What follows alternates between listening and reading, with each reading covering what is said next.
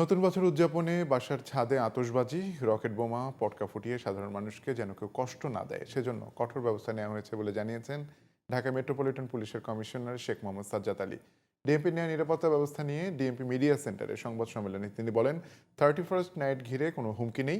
সংবাদ সম্মেলনে পরিবেশ মন্ত্রণালয়ের অতিরিক্ত সচিব বলেন, আতশবাজি ও পটকা ফোটালে 1 মাসের জেল ও 5,000 টাকা জরিমানা করা হবে। সাইরাস মাহমুদের রিপোর্টে বিস্তারিত।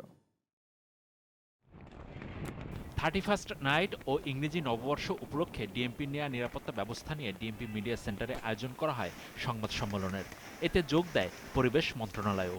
মন্ত্রণালয়ের অতিরিক্ত সচিব তপন কুমার বিশ্বাস বলেন, 31st নাইট ঘিরে পর্যাপ্ত সংখ্যক ম্যাজিস্ট্রেট নিয়োজিত থাকবে, চালানো হবে অভিযান। আতশবাজি ও পটকা ফোটাতে দেয়া হবে না। আতশবাজি ফোটালে 1 মাসের জেল ও 5,000 টাকা জরিমানা করা হবে। আমাদের পর্যাপ্ত সংখ্যক ম্যাজিস্ট্রেট ডিপ্লয়েড থাকবে, রাত্রেও আমাদের কর্মকাণ্ড অব্যাহত থাকবে। এখানে ডিএমপির সাথে সম্মিলিতভাবে আমরা আমাদের অভিযান পরিচালনা করব। তো দণ্ডের ক্ষেত্রে আমাদের যেতেই হবে যদি আমাদের আহ্বানে কেউ সাড়া না দেয়। শব্দ দূষণের হাত থেকে যে কোনো উপায়ে দেশবাসীকে রক্ষা করতে হবে জানিয়ে তপন কুমার বিশ্বাস বলেন, 31st নাইট ঘিরে কোনোভাবেই শব্দ হয় এমন কর্মসূচি করতে দেয়া যাবে না।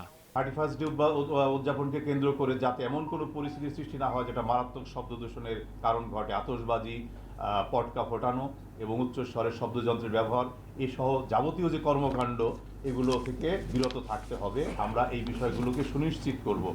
এ ধরনের কার্যক্রম পরিহারের আহ্বান জানিয়ে ডিএমপির কমিশনার বলেন, চকলেট বোমা, আতশবাজি, রকেট বোমা, পটকা ফোটানো বন্ধে অভিযান চলছে। আতশবাজি, রকেট বোমা, ক্লাস্টার বোমা, পটকা ইত্যাদি যাতে নববর্ষ উপলক্ষে ব্যবহৃত না হয় সেই জন্য ঢাকা মেট্রোপলিটন পুলিশ অভিযান চালায়। বিভিন্ন বিস্ফোরক মোট 172 কেজি উদ্ধার করি। ডিএমপি কমিশনার শেখ মোহাম্মদ সাজ্জাদ আলী আরও বলেন, 31st নাইট ঘিরে কোনো হুমকি নেই। মোতায়েন করা হয়েছে অতিরিক্ত 3,000 ফোর্স। আমরা এবছর পারি নাই, আগামী বছর ইনশাল্লাহ করব।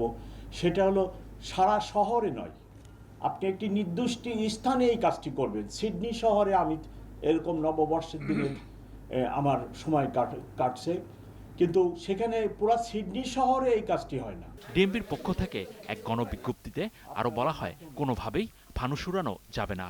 31 ডিসেম্বর সন্ধ্যা 6টা থেকে 1 জানুয়ারি সকাল 8টা পর্যন্ত ঢাকার সব এলাকার বার বন্ধ থাকবে। আবাসিক হোটেলগুলো সীমিত আকারে নিজস্ব ব্যবস্থাপনায় অনুষ্ঠান করতে পারবে।